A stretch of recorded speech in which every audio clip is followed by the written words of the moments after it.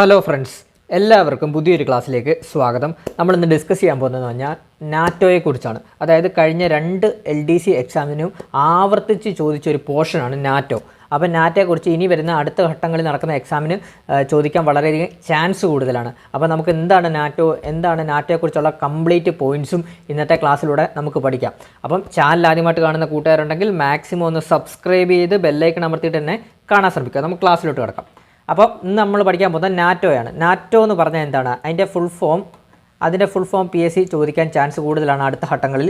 അപ്പോൾ നാറ്റോയുടെ full form എന്താണ്? North Atlantic Treaty Organisation. അപ്പോൾ നാറ്റോയുടെ ഫുൾ ഫോം എന്താണ്? North Atlantic Treaty Organisation. വളരെ ഇമ്പോർട്ടൻ്റ് ആണ്. നാറ്റോ എന്ന് പറഞ്ഞാൽ എന്താണ്? North Atlantic Treaty Organisation. മറക്കല്ല്. അതുപോലെ തന്നെ അടുത്തത് 1949 ഏപ്രിൽ 4 നിലവിൽ വന്ന വടക്കൻ അറ്റ്ലാന്റിക് ഉടമ്പടി പ്രകാരം പ്രവർത്തിക്കുന്ന അന്താരാഷ്ട്ര സൈനിക സഖ്യമാണ് നാറ്റോ. അപ്പം നാറ്റോ എന്ന് പറഞ്ഞാൽ എന്താണ്? അതായത് 1949 ഏപ്രിൽ 4 നിലവിൽ വന്ന വടക്കൻ അറ്റ്ലാന്റിക് ഉടമ്പടി പ്രകാരം പ്രവർത്തിക്കുന്ന അന്താരാഷ്ട്ര സൈനിക സഖ്യമാണ് നാറ്റോ. അപ്പോൾ വളരെ ഇമ്പോർട്ടൻ്റ് ആണ്. നാറ്റോ സ്ഥാപിതമായ ഡേറ്റ് എന്നാണ്? 1949 ഏപ്രിൽ 4 കേട്ടോ. ഏപ്രിൽ 4 മറക്കല്ലേ. 1949 ഏപ്രിൽ 4. നാറ്റോ എന്ന് പറയുമ്പോൾ തന്നെ 4 ഉണ്ടല്ലോ, അതുകൊണ്ട് തന്നെ ഏപ്രിൽ 4 കേട്ടോ. 4 ഓർത്ത് വെച്ചോണേ. 1949 ഏപ്രിൽ 4 നിലവിൽ വന്ന വടക്കൻ അറ്റ്ലാന്റിക് ഉടമ്പടി പ്രകാരം പ്രവർത്തിക്കുന്ന അന്താരാഷ്ട്ര സൈനിക സഖ്യമാണ് നാറ്റോ. നാറ്റോയുടെ ആസ്ഥാനം എവിടെയാണ്?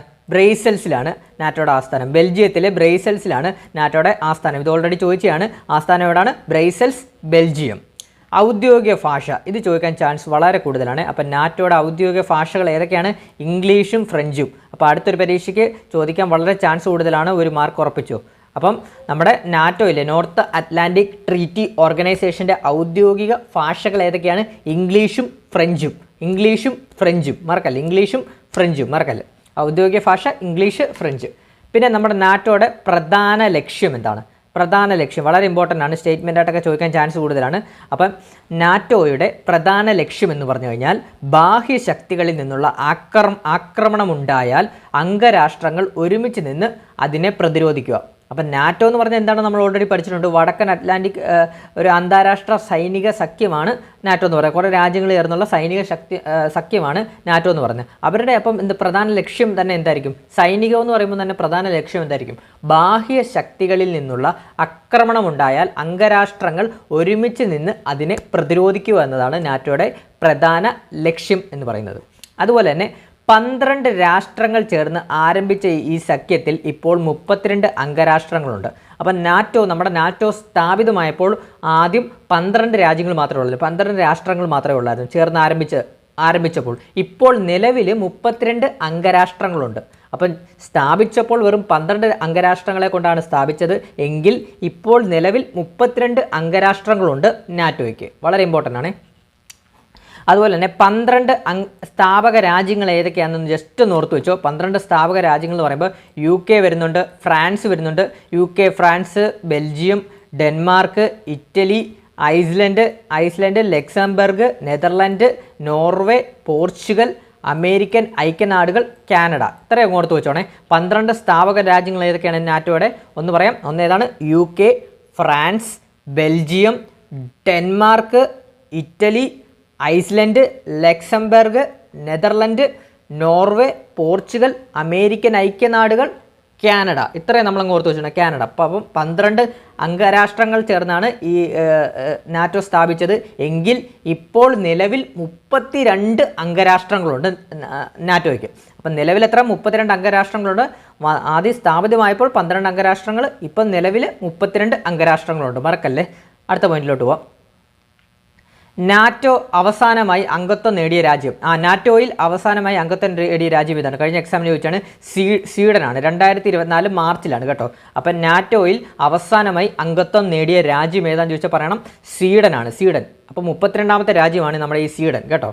അപ്പം നാറ്റോയിൽ അവസാനമായി അംഗത്വം നേടിയ രാജ്യം സ്വീഡനാണ്. 2024 മാർച്ചിലാണ് സ്വീഡൻ അംഗത്വം നേടിയത്.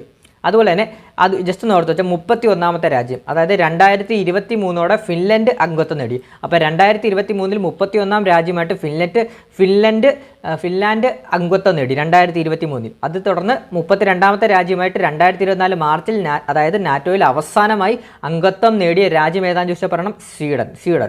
പിന്നെ വളരെ ഇമ്പോർട്ടൻ്റ് ആയിട്ടുള്ളൊരു പോയിൻ്റാണ് 2024 ഏപ്രിൽ 4-ന് 75ാം വാർഷികം ആഘോഷിച്ചു. വളരെ ഇമ്പോർട്ടൻ്റ് ആണ്. അപ്പം 75ാം വാർഷികം ആഘോഷിച്ച അന്താരാഷ്ട്ര സൈനിക സംഘടന ഏതാണെന്നൊക്കെ ചോദിക്കാൻ അടുത്ത ഘട്ടങ്ങളിൽ ചോദിക്കാൻ ചാൻസ് കൂടുതലാണ്. അപ്പം നാറ്റോയാണ്. നാറ്റോ 2024 ഏപ്രിൽ 4-ന് 75ാം വാർഷികം ആഘോഷിച്ച സംഘടനയാണ് നാറ്റോ കേട്ടോ. 75 ഓർത്ത് വെച്ചോണ്ടേ മറക്കല്ലേ, 75ാം വാർഷികം ആഘോഷിച്ച സംഘടനയാണ്. അപ്പോൾ 1949 ഏപ്രിൽ 4-ലാണ് നാറ്റോ നിലവിൽ വന്നത്. 2024 ഏപ്രിൽ 4-ന് 75ാം വാർഷികം ആഘോഷിച്ചു. അതുപോലെ തന്നെ രണ്ടാം ലോക യുദ്ധാനന്തരം സോവിയറ്റ് യൂണിയൻ യൂറോപ്പിലേക്ക് കടക്കുന്നത് തടയുക എന്നതായിരുന്നു യഥാർത്ഥ ലക്ഷ്യം. അപ്പം നാറ്റോ സ്ഥാപിതമായപ്പോൾ ഉള്ള ലക്ഷ്യം എന്താണെന്ന് പറഞ്ഞു കഴിഞ്ഞാൽ രണ്ടാം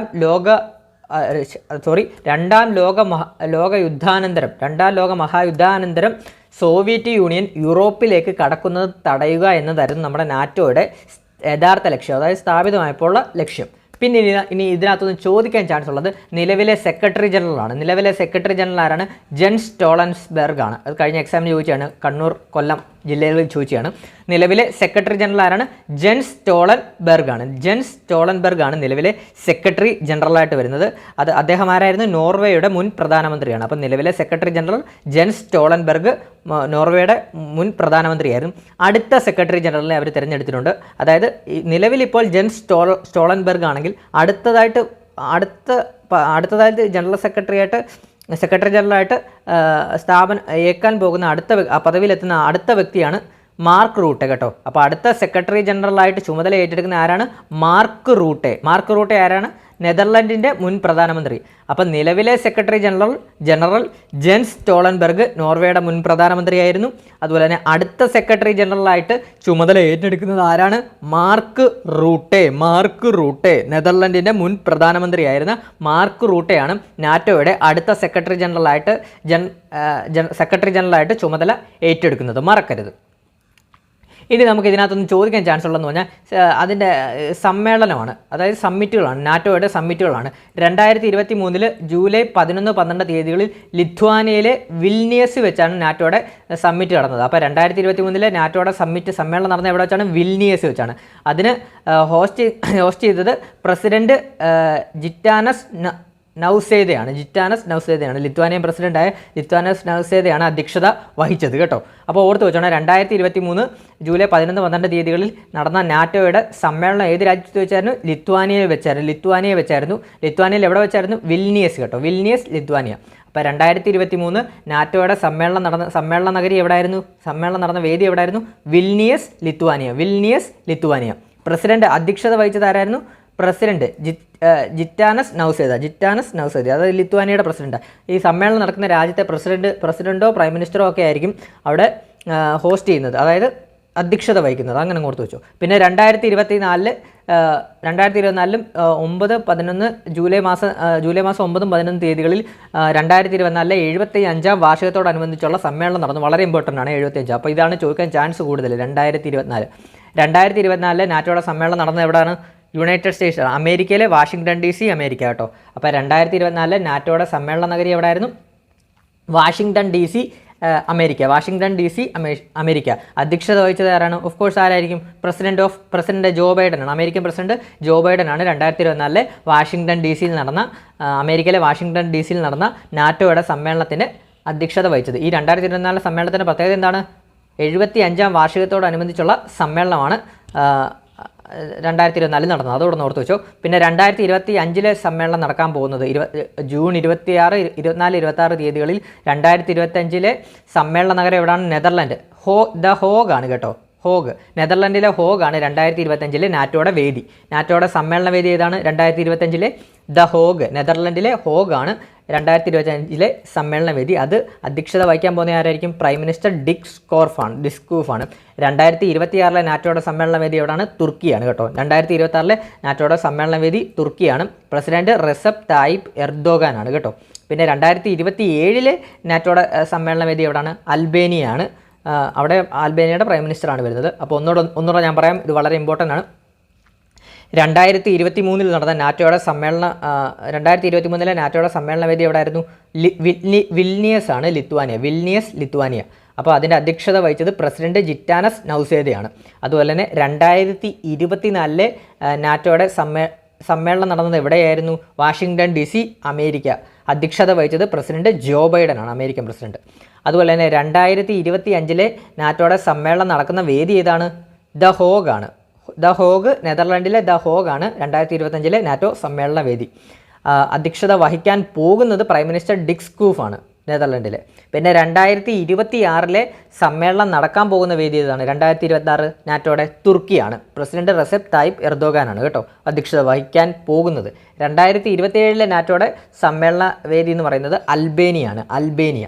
അപ്പോൾ ഇത്രയുമാണ് നമ്മുടെ നാറ്റോയുമായിട്ട് ബന്ധപ്പെട്ട് മെയിനായിട്ട് പഠിക്കേണ്ട കാര്യങ്ങളെല്ലാം നമ്മളിന്ന് പഠിച്ചിട്ടുണ്ട്. അപ്പോൾ അടുത്ത എക്സാമിന് ഏതൊക്കെയാണ് പോയിന്റ് ചോദിക്കാൻ ചാൻസ് കൂടുതലെന്നും നമ്മൾ പറഞ്ഞിട്ടുണ്ട്.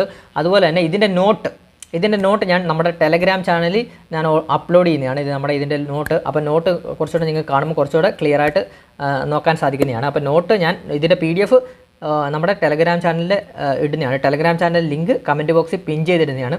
അപ്പോൾ മാക്സിമം നിങ്ങൾ ടെലഗ്രാമിൽ ജോയിൻ ചെയ്ത് നോട്ട് എടുത്ത് പഠിക്കാൻ ശ്രമിക്കുക. അതുപോലെ തന്നെ വീഡിയോ ഇഷ്ടപ്പെട്ടാൽ ലൈക്ക് ചെയ്യുക, അഭിപ്രായങ്ങൾ കമൻറ്റ് ചെയ്യുക, സബ്സ്ക്രൈബ് ചെയ്യാനും മറക്കല്ലേ. Thank you all.